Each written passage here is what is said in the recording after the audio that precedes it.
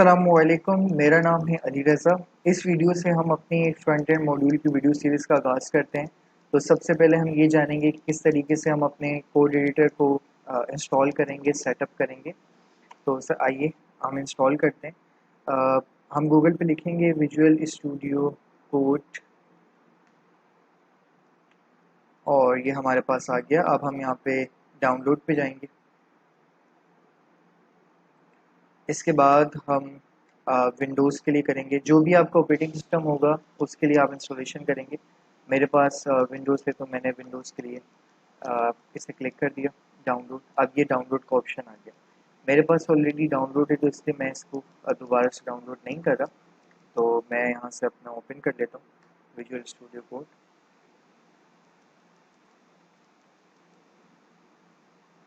तो ये मेरा विजुअल स्टूडियो कोड भी ओपन हो गया।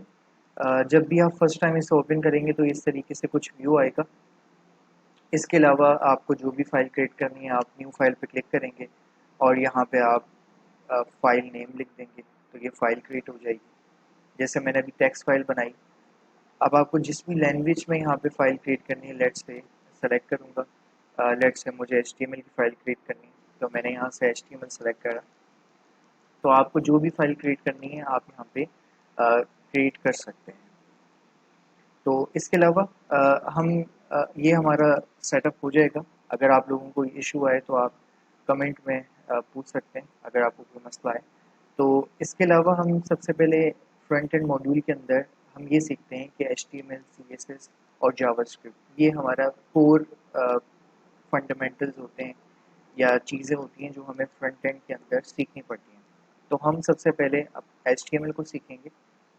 तो अगर HTML के लिए हम सबसे पहले यहाँ पे फाइल क्रिएट करेंगे और मैंने यहाँ पे सेम यहाँ पे लैंग्वेज सेलेक्ट करूँगा और यहाँ पे मैं लिखूँगा HTML। तो ये मेरे पास HTML की फ़ाइल आ गई।